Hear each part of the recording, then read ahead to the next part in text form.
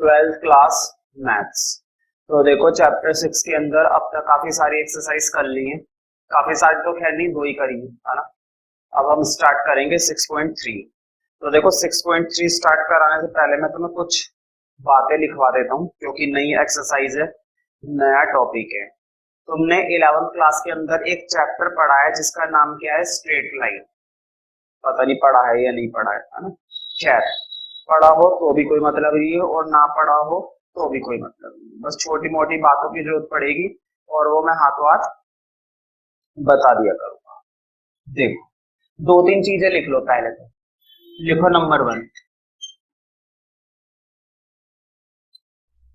Slope. Slope of tangent. किस चीज का स्लोप? टेंजेंट का स्लोप।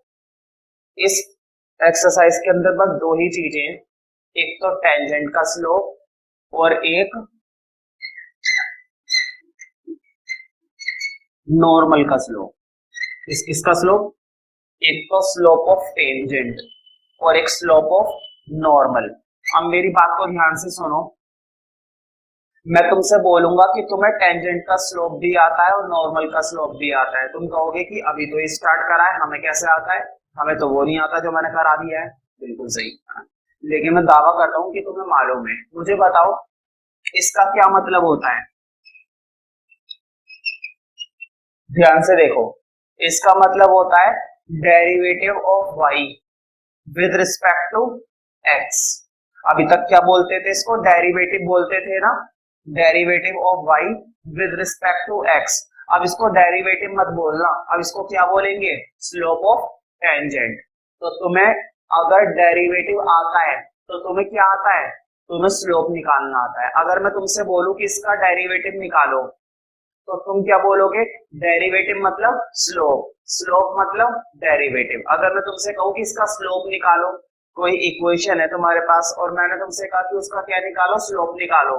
भूल जाओ स्लोप को, ये मत देखो कि स्लोप निकालने को बोला है, ये मत देखो कि स्लोप निकालने को बोला है, ये देखो डेरिवेटिव निकालने को बोला है। कर दो डेरिवेटिव, जैसे तुमने करा तो तुम्हारा स्लोप निकल गया। तो देखो बट पे स्लोप ऑफ टेंजेंट का फॉर्मूला होता है हमारा, लिख लो, dy अपॉन में dx, dy अपॉन में dx, है ना।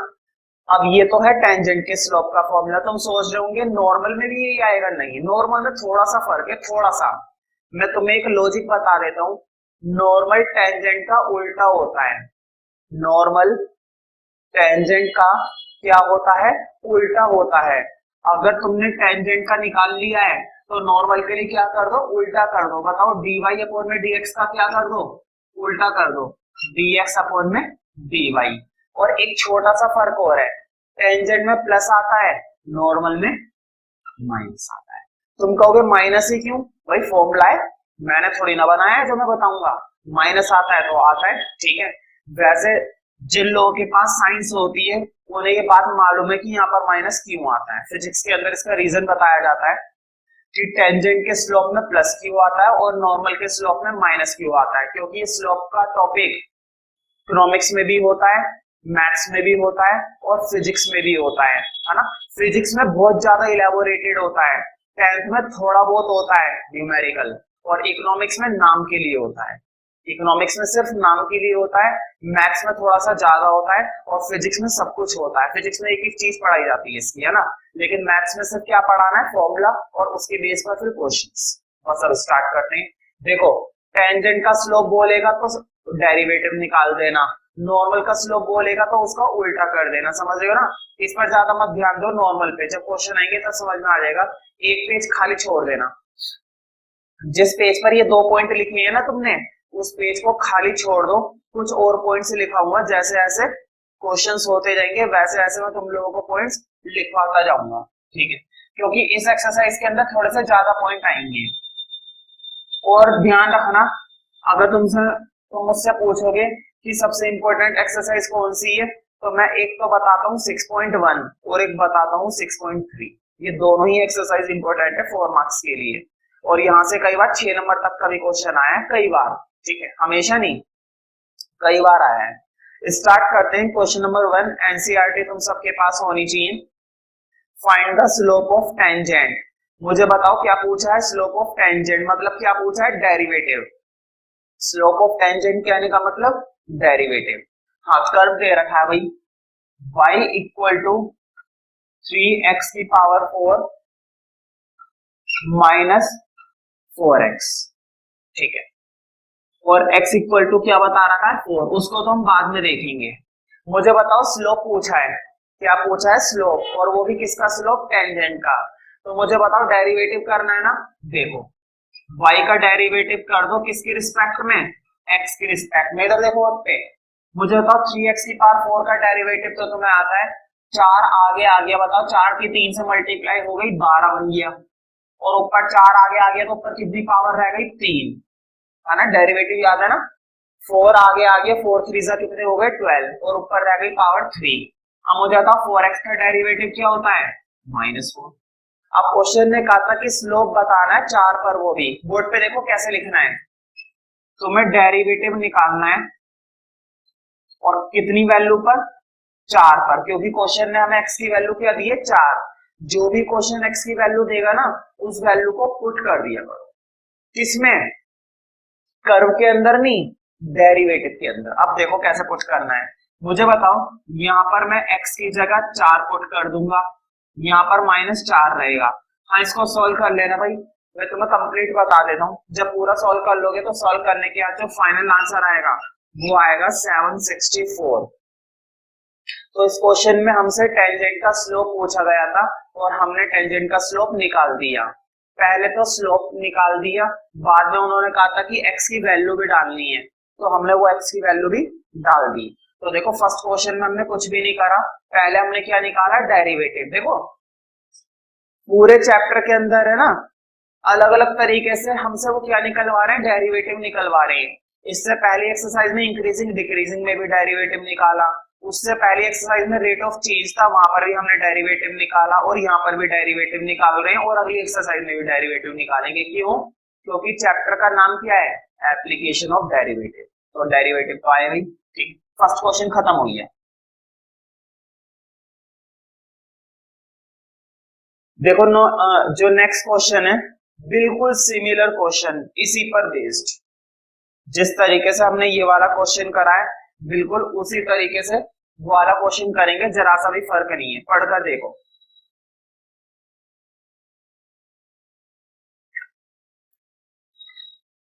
ध्यान से देखो, बस उन्होंने कर्व बदल दिया है, उन्होंने बस छोटा सा चेंज करा है। क्या बदल दिया है, कर्व।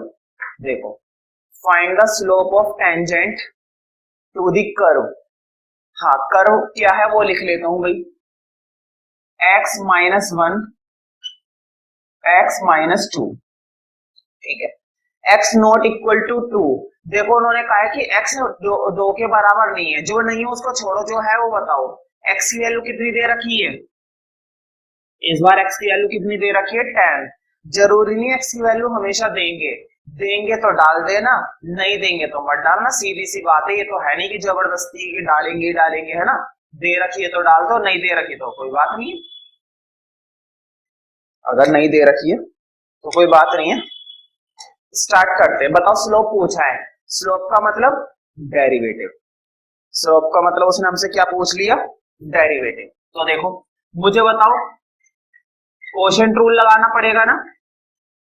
क्यों, क्योंकि एक फंक्शन ऊपर और एक फंक्शन नीचे, और जब भी दो फंक्शन डिवाइड में हुए होते हैं तो कोशेंट रूल लगता है। अब देखो ऊपर वाले का डेरिवेटिव, मुझे बताओ x-1 का डेरिवेटिव, x का क्या हो जाएगा 1, और उस -1 का तो 0 हो गया, उसको मत लिखो।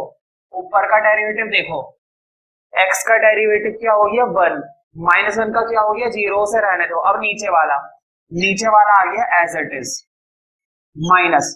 अब ऊपर वाला एज इट इज, देखो ऊपर वाला एज इट इज, नीचे वाले का डेरिवेटिव। मुझे बताओ नीचे x का डेरिवेटिव क्या हो गया, नीचे x का डेरिवेटिव हो गया 1, और -2 का डेरिवेटिव क्या हो जाएगा 0, ठीक है। और एक चीज हमेशा ध्यान रखो, अपोन में क्या आता है, नीचे वाले का होल स्क्वायर, ठीक है। अब एक काम करते हैं, थोड़ा सा सॉल्व कर लेते हैं, वैल्यू डालेंगे लेकिन अभी नहीं, अभी पहले थोड़ा सा सॉल्व कर लेते हैं। देखो कैसे, मुझे बताओ वन के अंदर करूंगा, वन की अंदर करने पर सेम ही आएगा x माइनस टू। अब मुझे बताओ इधर माइनस के अंदर करूंगा, माइनस की x से करी माइनस एक्स, और माइनस वन की माइनस वन से करी तो माइनस माइनस क्या हो जाएंगे, प्लस का वन, और होल अपोन में आएगा x माइनस टू का स्क्वायर। ये है तुम्हारा dy अपोन में dx। मुझे बताओ माइनस का टू और प्लस का वन, माइनस का टू, देखो पहले इधर x प्लस का और ये माइनस का, ये तो कट गया आपस में, माइनस का टू और प्लस का वन, ये बना तुम्हारा माइनस वन अपोन में x माइनस टू का स्क्वायर। ये निकल आया हमारा फाइनली, हमारा स्लोप ऑफ टेंजेंट फाइनली ये निकल आया। ठीक है,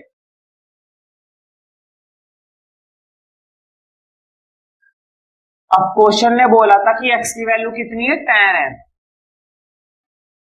देखो एक वैल्यू तो उन्होंने मना कर रखी है ना, टू, टू के आगे क्या लगा हुआ है, नॉट इक्वल टू, तुम देख सकते हो अपने क्वेश्चन में, x के आगे जो दो वैल्यू है टू और 10, टू पर क्या लगा हुआ है, नॉट इक्वल टू, तो टू तो नहीं डालनी है, 10 डालनी है। लेकिन तो देखो कैसे लिखेंगे, वही तरीका है, dy अपॉन में dx और x इक्वल टू 10, हाँ उसी में पुट करना है, माइनस वन अपॉन में 10 माइनस टू का स्क्वायर। हाँ इसको सॉल्व कर दो भाई, मतलब कि 10 माइनस टू 8, और 8 का स्क्वायर कितना होता है, 8 का स्क्वायर होता है 64, यानी कि माइनस वन अपॉन में 64। हाथों हाथ इनके आंसर मैच करते रहना पीछे से, तो माइनस का 1 अपॉन 64 ही आएगा। नेक्स्ट क्वेश्चन देखते हैं, क्वेश्चन नंबर 3।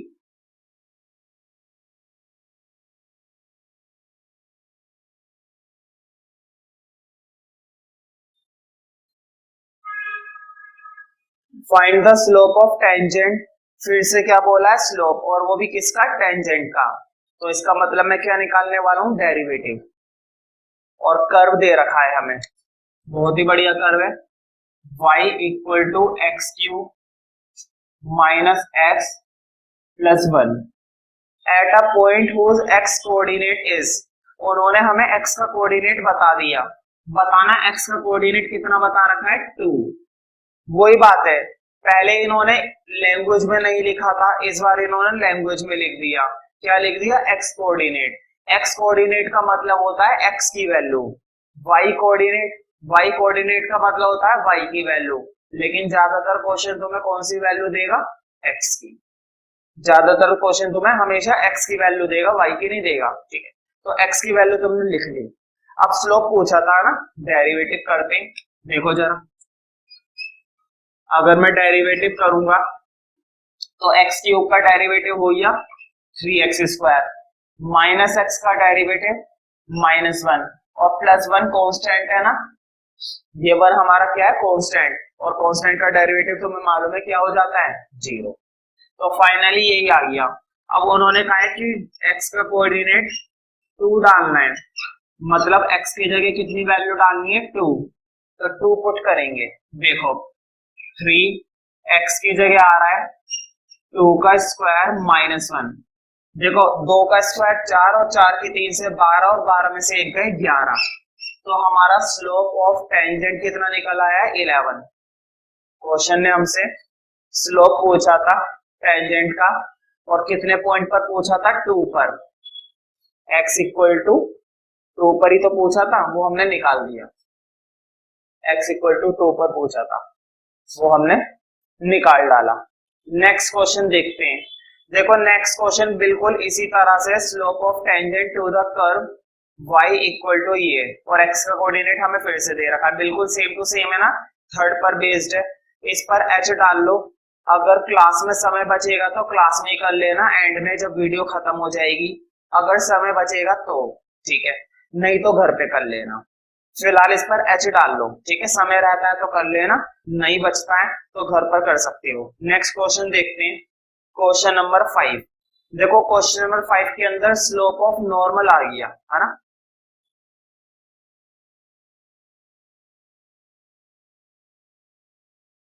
क्वेश्चन नंबर 5 के अंदर हमारे पास क्या आ गया, स्लोप ऑफ नॉर्मल। तुम्हें एक चीज मैंने बताई थी, स्लोप ऑफ नॉर्मल टेंजेंट का क्या होता है, उल्टा होता है। स्लोप ऑफ नॉर्मल टेंजेंट का क्या होता है, उल्टा।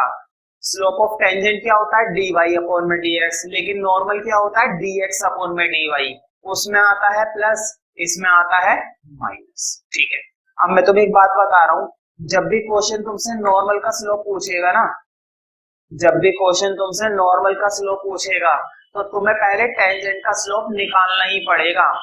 तुम्हें पहले टेंजेंट का स्लोप निकालना पड़ेगा, बाद में नॉर्मल का निकलेगा। ध्यान से सुनो, टेंजेंट का निकाल लेना, बाद में उसका क्या कर देना, उल्टा कर देना, बस हो गया काम। एक बार टेंजेंट का निकल आए उसका क्या कर देना है, उल्टा। जैसे तुम टेंजेंट के स्लोप का उल्टा करोगे, जैसे तुम टेंजेंट के स्लोप का उल्टा करोगे क्या मिल जाएगा, नॉर्मल। ठीक है, तो देखो मुझे बताओ, ये पैरामीट्रिक इक्वेशन दे रखी है ना, इसमें हमें क्या दे रखी है, parametric equation a cos cube theta. हमने ऐसे डेरिवेटिव भी तो करे थे चैप्टर 5 के अंदर, ऐसे डेरिवेटिव भी तो आए थे, कोई नई चीज तो है नहीं।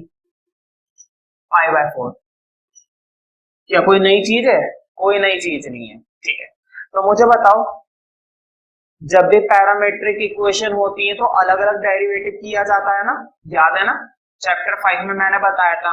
इसके अंदर क्या पैरामीटर दिखाई दे रहा है, थीटा, और यहाँ पर भी क्या पैरामीटर दिखाई दे रहा है, थीटा। ठीक है, तो करते हैं। मुझे बताओ, यहाँ पर डेरिवेटिव करूंगा, dx का हो गया dx अपॉन में d थीटा। बताओ, a तो ऐसे ही रहेगा, कांस्टेंट है बेचारा। बताओ cos की पावर कितनी दिखाई दे रही है, 3। मैंने बताया था जब भी कोई पावर होती है तो वो पावर आगे आ जाती है, 3 आगे आ गया। बताओ ऊपर पावर कितनी रह गई, स्क्वायर। भाई 3 में से पावर आगे आ गई, ऊपर पावर कितनी रह गई, 2। अब cos का डेरिवेटिव, चेन रूल चलेगा ना। cos का डेरिवेटिव क्या होता है, माइनस साइन, लेकिन मैंने सिर्फ और सिर्फ क्या लिखा है, साइन। तुम सोच रहे होंगे माइनस कहाँ गया, तो मैं माइनस लिखूंगा बिल्कुल आगे, समझ रहे हो ना। भाई 3 तो आगे आ गया, cos स्क्वायर। खैर मैं ये क्यों समझाऊं, डेरिवेटिव तो करा रखा है ना, खूब डेरिवेटिव में हमने मेहनत करी है। अब इधर से निकालेंगे, मैं थोड़ी देर के लिए वैल्यू हटा देता हूं ताकि मैं सॉल्यूशन कर पाऊं। अब देखो जरा, dy अपॉन में d थीटा। मुझे बताओ, मैं डायरेक्ट कर दूं, a तो ऐसे ही रहा, जो पावर 3 है वो आगे आ गई, साइन रहा, साइन स्क्वायर। और फिर साइन का करेंगे। मुझे बताओ साइन का डेरिवेटिव क्या होता है, साइन का डेरिवेटिव होता है हमारा कोस थीटा। साइन का डेरिवेटिव क्या होता है हमारा, कोस थीटा, मालूम है ना। अब तुम्हें मालूम है कैसे निकलता है डेरिवेटिव, याद है ना, dy अपॉन में dx का फॉर्मूला कैसे बन जाता है। देखो बोर्ड पे, पैरामीट्रिक इक्वेशन वाली एक्सरसाइज में तुमने पढ़ा था, dy अपॉन में dx का फॉर्मूला बनाना है तो ऊपर डाला जाता है dy अपॉन में d थीटा, और नीचे डाला जाता है dx अपॉन में d थीटा। मुझे बताओ, dy अपॉन में d थीटा वो रहा, और dx अपॉन में d थीटा ये रहा, दोनों की वैल्यू डाल दो। देखो dy अपॉन में d थीटा ये रहा, 3a sine square theta cos theta. अब अपॉन में देखो dx ये रहा, -3a cos square theta sine theta. कुछ चीजें कट रही हैं और कुछ फॉर्मूले बन रही हैं, कुछ चीजें तो कट रही हैं और कुछ चीजें क्या बन रही हैं, फॉर्मूले। देखो जरा, 3a से तो 3a गया, क्लियर। अब इधर देखो, ऊपर साइन स्क्वायर है, नीचे साइन है, एक पावर कट जाएगी ना। ऊपर देखो कोस है और नीचे कोस स्क्वायर है, इस बार नीचे वाली एक पावर कट जाएगी। बोर्ड पे देखना जरा, ऊपर साइन की पावर 2 थी और नीचे साइन की पावर 1 थी, एक पावर बची ना, 2 में से एक गई, ऊपर बचा सिर्फ साइन। नीचे कोस की पावर 2 थी, ऊपर कोस की पावर 1 थी, इस बार कोस नीचे बचा। और मुझे बताओ, ये जो माइनस होता है, माइनस को चाहे तुम नीचे लिखो, चाहे ऊपर लिखो, चाहे बीच में लिखो, कोई फर्क नहीं पड़ता। माइनस चाहे नीचे लिखो, चाहे ऊपर लिखो, चाहे सामने लिखो, इस बात का कोई फर्क नहीं पड़ता। ठीक है, अब खैर फॉर्मूला बनाओ। ये लो माइनस नीचे लगा दिया, तुम बुरा मान जाओ कभी। बताओ साइन अपॉन कोस क्या बन गया, साइन अपॉन कोस बन गया माइनस टेन थीटा। कोई दिक्कत तो नहीं है ना। इसका मतलब ये हुआ कि dy अपॉन में dx कितना निकल आया, minus tan theta. dy upon में dx क्या निकल आया, माइनस टेन थीटा। ये मुझे बताओ dy अपॉन में dx निकला है, ये टेंजेंट का स्लोप होता है या नॉर्मल का स्लोप होता है, ये टेंजेंट का स्लोप होता है। अभी तक हमने सिर्फ क्या निकाला है, टेंजेंट का स्लोप। अब मेरी एक बात दिमाग में चिपका लो इस एक्सरसाइज के लिए, जब भी क्वेश्चन तुमसे नॉर्मल का स्लोप पूछेगा तो नॉर्मल से पहले तुम्हें टेंजेंट का स्लोप निकालना ही पड़ेगा। कुछ टीचर कुछ स्कूलों में डायरेक्ट करवाते हैं, लेकिन वो डायरेक्ट करना बड़ा भारी पड़ता है, कई बार गलती हो जाती है बच्चों से, क्योंकि बच्चों ने बेसिक क्या सीखा है, डेरिवेटिव निकालना मतलब टेंजेंट का स्लोप निकालना। तो इस चीज को आदत बना लो कि जब भी तुम निकालोगे तो सबसे पहले क्या निकालोगे, टेंजेंट का स्लोप, बाद में कुछ और चीज निकालोगे, पहले टेंजेंट का स्लोप बाद में कुछ और। अब निकालेंगे नॉर्मल का स्लोप। अब लिखो स्लोप ऑफ नॉर्मल। मुझे बताओ क्या फॉर्मूला होता है इसका उल्टा ना, देखो व्हाट पे dy अपॉन में dx का उल्टा है। बताओ tan का उल्टा कर दो डायरेक्ट, tan का उल्टा क्या होता है, मुझे बताओ tan का उल्टा क्या होता है, 1 अपॉन tan थीटा। कोई दिक्कत तो नहीं है। देखो tan थीटा का क्या कर दिया, 1 अपॉन tan थीटा। मुझे बताओ इसका माइनस तो रहेगा ही, और तुम्हें याद होगा नॉर्मल में भी माइनस आता है ना। मैंने तुम्हें क्या बताया था, टेंजेंट के स्लोप में प्लस आता है लेकिन नॉर्मल के स्लोप में माइनस आता है। मुझे बताओ एक माइनस तो पहले से ही लगा हुआ है, एक माइनस नॉर्मल का लगेगा। मुझे बताओ अंदर वाला माइनस पहले से ही था, बाहर वाला माइनस नॉर्मल की वजह से आया है, माइनस माइनस आपस में क्या हो जाएंगे, प्लस। और मैं डायरेक्ट कर दूं 1 अपॉन tan थीटा क्या होता है, कोट थीटा। तो मैं याद है ना 1 अपॉन tan थीटा क्या होता है हमारा, कोट थीटा। क्वेश्चन ने बोला है कि जब थीटा कितना हो, π/4 हो। अब एंड में वैल्यू डाल दो। क्वेश्चन ने हमें थीटा की वैल्यू कितनी बता रखी है, π/4। अब मुझे बताओ कितना निकल आया स्लोप, कोट π/4 की वैल्यू, π/4 का मतलब होता है 45, यानी कि कोट 45 की वैल्यू आती है 1। तुम चेक कर सकते हो पीछे से इस क्वेश्चन का आंसर, पीछे से चेक कर सकते हो, आई थिंक 1 ही आएगा अगर ध्यान से करोगे चेक, तो तुम्हें पीछे आंसर 1 ही मिलेगा। 1 ही मिलना चाहिए क्योंकि 1 ही सही है, ठीक है। तो हमेशा ध्यान रखो कि जब भी क्वेश्चन नॉर्मल का पूछेगा तो नॉर्मल से पहले तुम्हें कौन सा निकालना पड़ेगा, टेंजेंट का, तब जाके नॉर्मल निकालो। और नॉर्मल निकालना आसान हो जाएगा अगर एक बार टेंजेंट आ गया, उसका क्या कर देना उल्टा। मुझे बताओ tan का उल्टा क्या कर दिया, 1 अपॉन tan, और एक माइनस इसका तो है ही, एक माइनस इसका तो है ही, लेकिन एक माइनस क्यों और आ गया, क्योंकि नॉर्मल के फॉर्मूले में एक माइनस आता ही आता है, ठीक है। नेक्स्ट क्वेश्चन देखते हैं। देखो नेक्स्ट क्वेश्चन भी नॉर्मल का स्लोप पूछा है।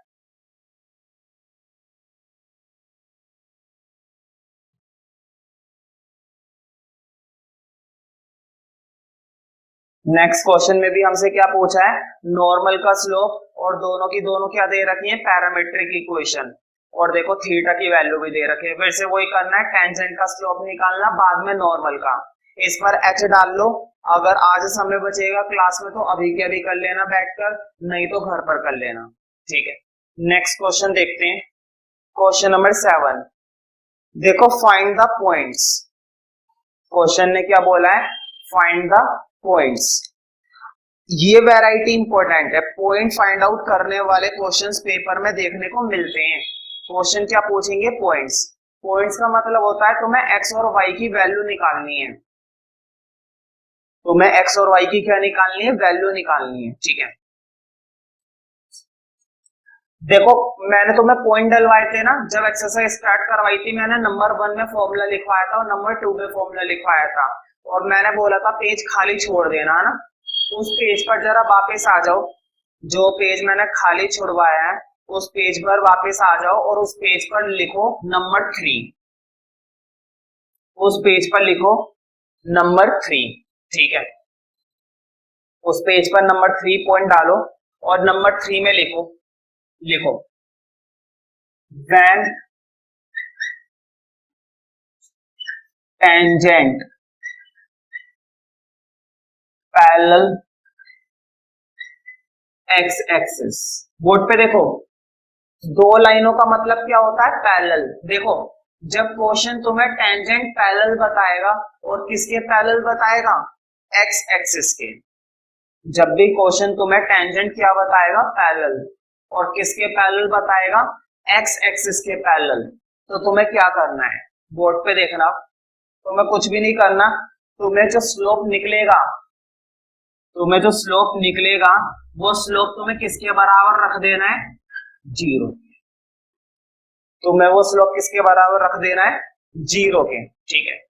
जब क्वेश्चन तुम्हें टेंजेंट पैरेलल बताएगा एक्स एक्सिस के, तो तुम्हें वो स्लोप किसके बराबर रख देना है, हमेशा 0 के। ये फॉर्मूला है, पैरेलल के केस में लगाना है, ये फॉर्मूला पैरेलल के केस में ये फॉर्मूला लगाना है, ठीक है। अब लिखो नंबर 4। ये बात तुम्हें 11th क्लास में पढ़ाई गई होगी अगर ध्यान से पढ़ा होगा, और अगर नहीं भी पढ़ा है तो कोई बात नहीं, दोबारा से समझना। लिखो when two lines are parallel। मुझे बताओ जब दो लाइनें पैरेलल होती हैं तो दोनों के स्लोप्स क्या होंगे, इक्वल होंगे ना। ये बात याद है ना, 11th क्लास के अंदर बताई जाती है।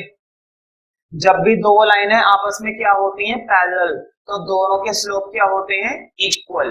और दोनों के ही क्या, अगर 10 लाइनें भी पैरेलल है ना तो 10 लाइनों के स्लोप क्या होंगे, इक्वल होंगे। फिलहाल इतने पॉइंट काफी हैं, 3 और 4। अब जरा वापस पेज पर आ जाना जहां पर हम काम कर रहे थे, उसी पेज पर आगे बढ़ेंगे। क्वेश्चन नंबर 7 के लिए इतना काफी है फिलहाल, ठीक है। मैंने हाथों हाथ एक आध पॉइंट एक्स्ट्रा भी लिखवा दिया है, ये पैरेलल वाला, ठीक है। तो ध्यान से देखो, जब टेंजेंट पैरेलल होगी एक्स एक्सिस के तो तुम्हें स्लोप को किसके बराबर रख देना है, 0 के। और जब दो लाइनें पैरेलल होंगी तो दोनों के स्लोप को क्या कर देना है, इक्वल। अब स्टार्ट करते हैं।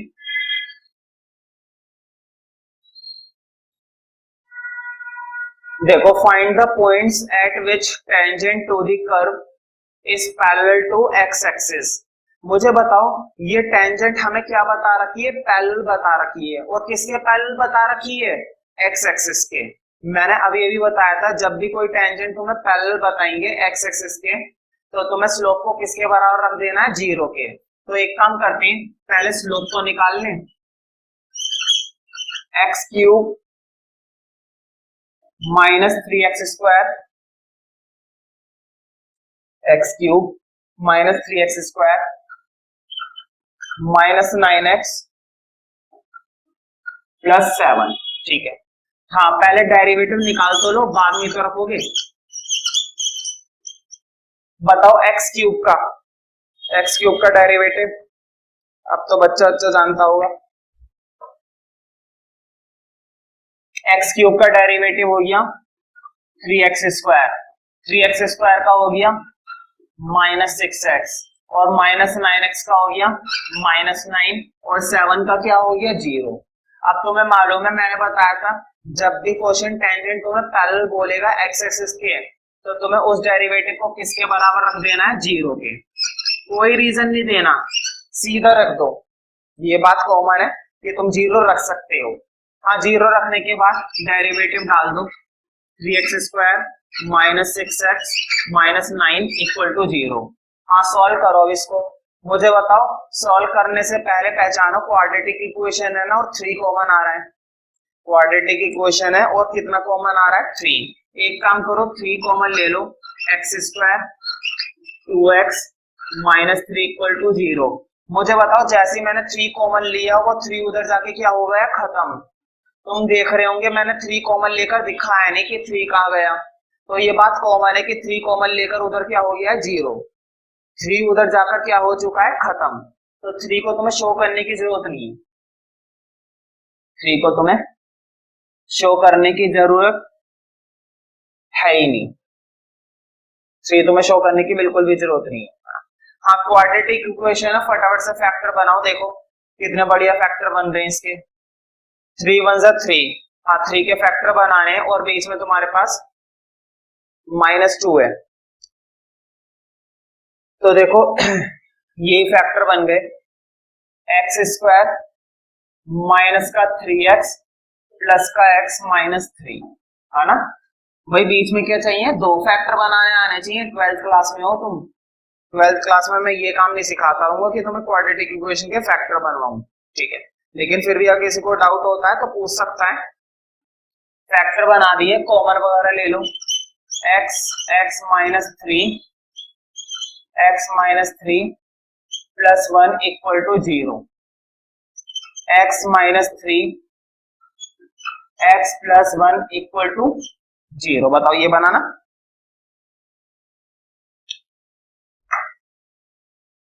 अब मुझे बताओ x की कितनी वैल्यू निकल आई 2, तो मैं याद होगा क्वेश्चन ने हमसे क्या पूछा था, find the points, find the points. तो ध्यान रखना जब भी वो पॉइंट्स पूछता है ना, जरूरी नहीं है 1 पॉइंट आएगा, 2 पॉइंट 3 पॉइंट आ जाते हैं। और तुम देख सकते हो इसके अंदर x की कितनी वैल्यू आई है, 2 वैल्यू आई है, ठीक है।